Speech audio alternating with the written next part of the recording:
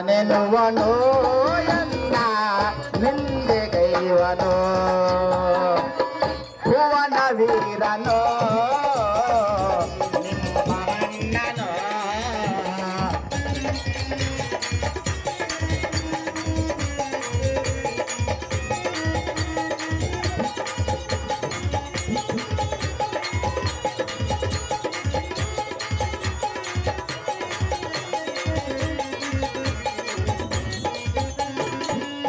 ಅನುದಿನವೂ ನಿಮ್ಮಣ್ಣನು ನಾ ಬಿಡದೆ ತಲಡಿದೆ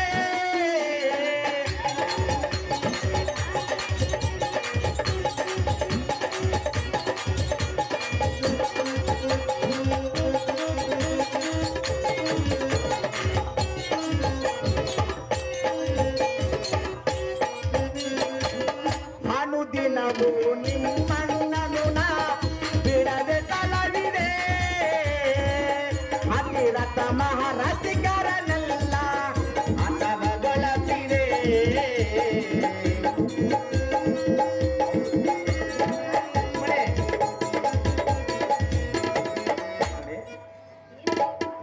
ರುಕ್ಮಿಣಿ ರುಕ್ಮಿಣಿ ಅತಿರಥ ಮಹಾರಾಜಿಕರನೆಲ್ಲ ಅಥವಗೊಳತಿದೆ ಅಥವಗೊಳತಿದೆ ನಾಶ ಮಾಡಿದೆ ಅಥವಗೊಳತಿದೆ ಗುರುಕುಲ ನಾಶ ಮಾಡಿದೆ ಭುವನ ವೀರನೋ ನಿಮ್ಮ ಅಣ್ಣನೋ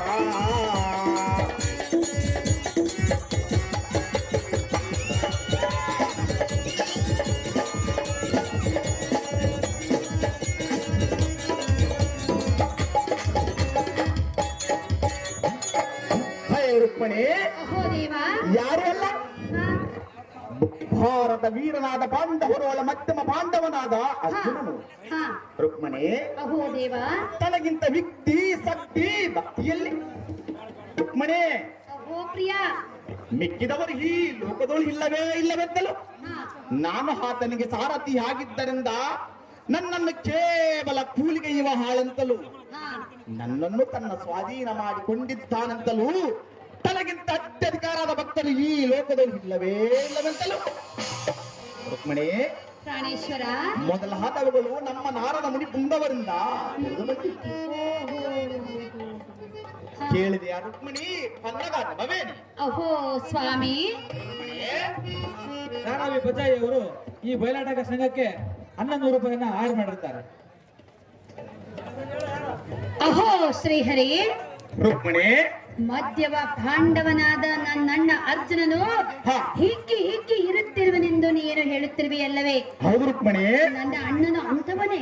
ಹೌದು ರುಕ್ಮಿಣಿ. ನೀನು ನನ್ನ ಅಣ್ಣನ ಬಗ್ಗೆ ತಪ್ಪು ತಿಳಿದುಕೊಂಡಿರುವೆ ದೇವ.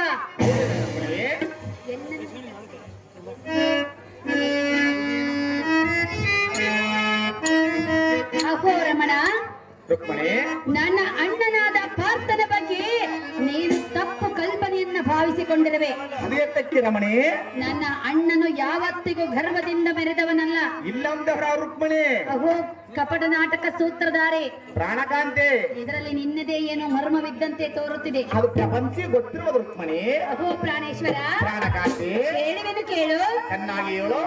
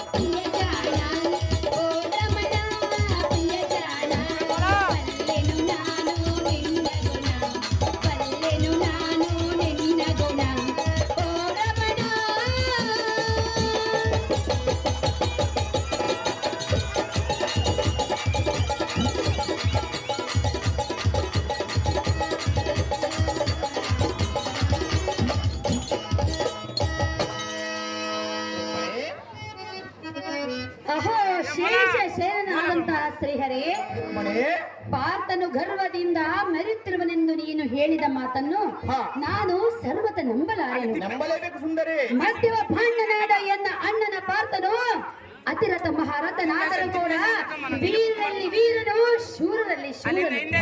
ಆದ ಕಾರಣ ಆತನನ್ನು ನೀನು ಜರಿಯುವುದು ನಾನು ಸರ್ವತ ಒಪ್ಪಲಾರೆನು ರಮಣ ಸದ್ಗುಣಾಭರಣ. ಮಿಡಿತಿ ಬಜಯ್ಯ ಮತ್ತು ತಿಮ್ಮಪ್ಪ ಅವರು ಈ ಒಂದು ಬಯಲಾಟ ಸಂಘಕ್ಕೆ 1000 ರೂಪಾಯಿಯನ್ನು ಆಯ್ಕೆ ಮಾಡಿರ್ತಾರೆ. ರುಕ್ಮಣಿ ಓ ಪ್ರಾಣನಾಥ, ಇದು ಅಲ್ಲದೆ ಮತ್ತೆ ಹೇಳುವನು ಚೆನ್ನಾಗಿ ಕೇಳು. ಚೆನ್ನಾಗಿ ಕೇಳು, ಹೇಳು ಶ್ರೀಹರಿ.